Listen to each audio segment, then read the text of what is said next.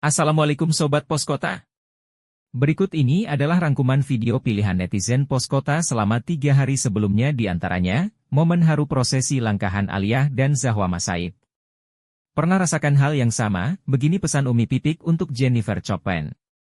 Free Palestine jadi tagline Nadine Amizah saat manggung hari pertama di WITE Fest 2024.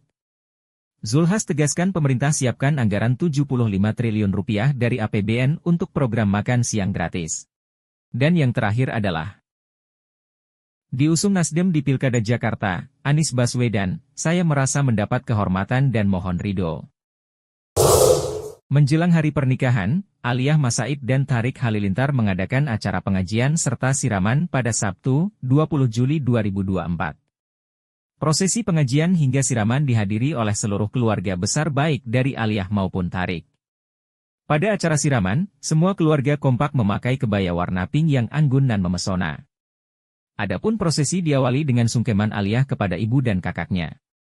Aliyah Masaid kemudian memberikan hadiah berupa pisang sanggan kepada Zahwa Masaid, sang kakak. Tak sampai di situ, momen haru kembali tercipta ketika Aliyah dan Zahwa melakukan adat pemotongan benang lawe. Hal ini menjadi tanda bahwa Zahwa selaku kakak kandungnya telah memberikan restu kepada Aliyah untuk menikah mendahuluinya.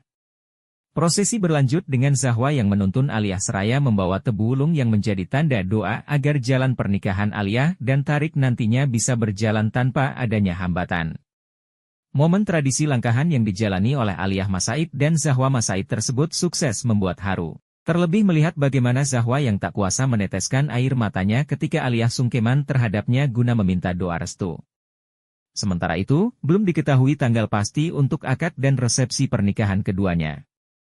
Namun kemungkinan besar tinggal menghitung hari hingga Tariq dan Aliyah sah menjadi suami istri. Dalam benaknya kepada Allah, ya Allah kenapa saya? Kepergian daliwasing suami dari Jennifer Chopin membuat haru para artis.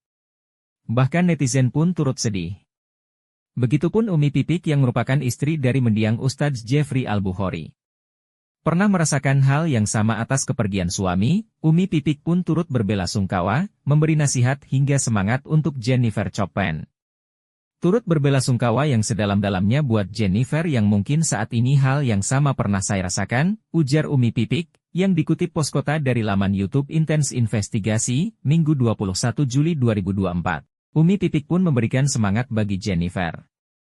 Sebab, dirinya pernah berada di posisi Jennifer saat ditinggalkan mendiang suaminya.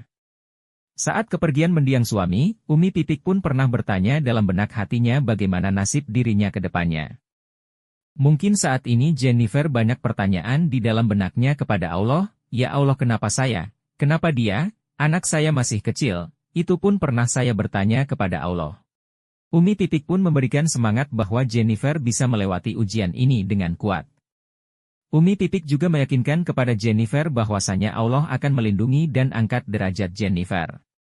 Diberitakan sebelumnya, suami dari selebriti Indonesia, Jennifer Chopin bernama Yita Daliwasing, meninggal dunia karena mengalami kecelakaan tunggal di Jalan Sunset Road, Kuta, Badung, Bali pada Jumat, 19 Juli 2024.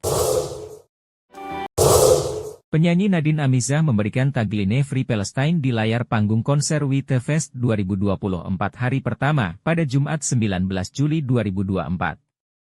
Pada saat pembukaan, Nadine Amizah membawakan lagu berjudul Kanyaah yang ditampilkan sedemikian rupa dengan aransemen terbaik. Lalu Nadine Amizah menggemparkan penonton yang hadir. Nadine Amizah mematahkan perkataannya bahwa tidak akan ada lagi lagu dengan judul Selamat Ulang Tahun ke depannya yang dinyanyikan bersama Sal Priadi. Saat tampil di atas panggung, Nadine Amizah terlihat beberapa kali berinteraksi dengan penonton untuk menghidupkan suasana. Pada saat penutupan, Nadine Amizah membawakan lagu dengan judul Beranjak Dewasa yang ditutup dengan pesan emosional. Usai menyanyikan lagu dengan judul Beranjak Dewasa ditemani oleh penari latar dengan kostum gaun yang memberikan kesan emosional, seketika menjadi gelap gulita. Perhatian penonton langsung ditujukan kepada layar yang ada di panggung konser WITE Fest yang menampilkan cuplikan berita terkait kisah pilu yang ada di negara Palestina.